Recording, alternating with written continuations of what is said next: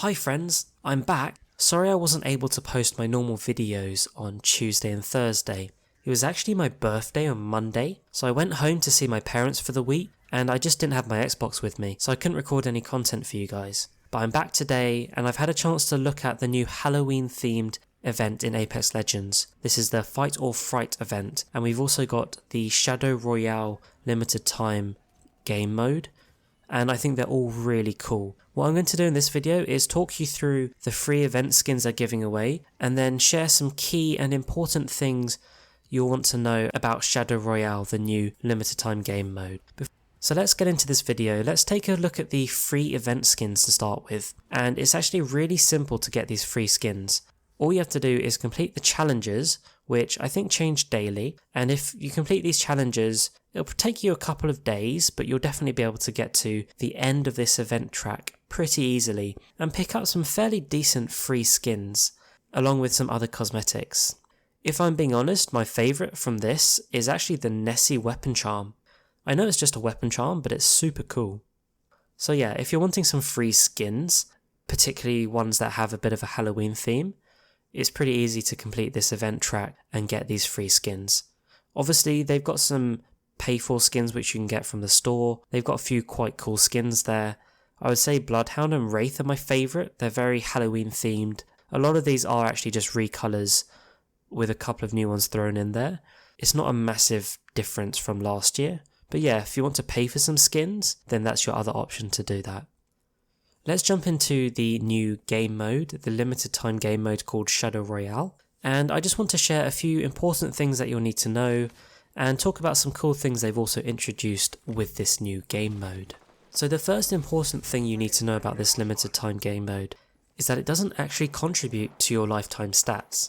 If you've noticed, for example, if you get 10 kills in this game mode, you'll notice the tracker for your legend that you play with doesn't actually increase by 10 kills.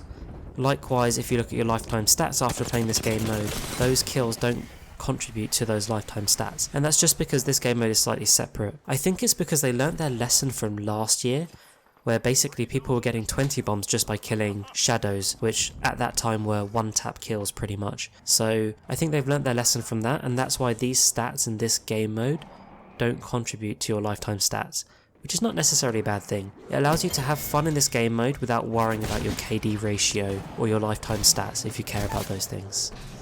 Apart from this, I would say the other biggest introduction is probably the wall running. Yeah, we've got wall running in Apex Legends. It's crazy. It's a very cool mechanic which I actually think works so well in this game mode. If I'm being honest, I'm not sure if I would like to see it in the real game, because it would definitely change the meta quite a lot in terms of how we move in Apex Legends currently. Although this does fit in with the Titanfall universe, and it does seem like they've just plucked the code straight from Titanfall and pasted it into the Apex Legends code. It does feel very Titanfall-like. So it'll be interesting to see what happens with this in the future. As we know, Respawn like to test new game mechanics in limited time modes. Remember Evo Armor? We first saw that in an LTM several seasons ago. Another new mechanic they've introduced is the double jump. Well, I guess it's not new in this sense. It's basically the same as Octane's jump pad, the double jump you get with that, but you just don't need a jump pad. So as a shadow, you can double jump from the ground, which again I think is actually a pretty cool dynamic. It works really well for this game mode. I'm not sure if it would work so well in the main game if you're able to just double jump from the ground. But again, let's wait and see what happens. It's definitely possible that these two mechanics could be introduced in the future of Apex Legends. Another cool thing they've introduced this year in this game mode, compared to last year's event, is that shadows are now here to protect your team. If you remember last year, at least half the lobby left when they became shadows, and that kind of ruined the game a little bit last year.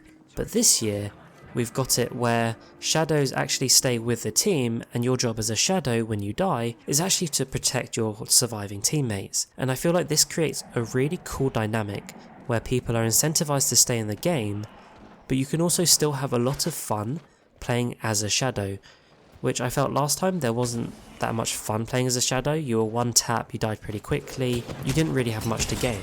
Whereas this time around you have a lot to gain still. Also, as a Shadow, that's when you get the previous mechanics I just talked about. You can only wall run and double jump as a Shadow, not if you're still a surviving teammate. So again, it adds incentive to stay on as a Shadow, but also makes it fun. The final thing I wanted to pick up on about this year's Halloween game mode is you get your own pet Prowler. It's super cool. If you're the surviving teammate in your team and your teammates have become Shadows, you get a pet Prowler. This is your own personal Prowler that looks after you and protects you, kind of like a guard dog. It's very cool, and it kind of just follows you around like a really cool pet guard dog. I really like this. It's a really cool concept, and I'm really glad they've introduced it with this year's Halloween themed game mode. It's just so cool that you get a Shadow Prowler as your guard dog. It's awesome. Anyway, these were just some things that I've picked up from playing Shadow Royale for the first time. I just wanted to share with you my thoughts on that, and also tell you about the free skins, just in case you didn't realise you can still get free Halloween skins without having to spend loads of money in the store.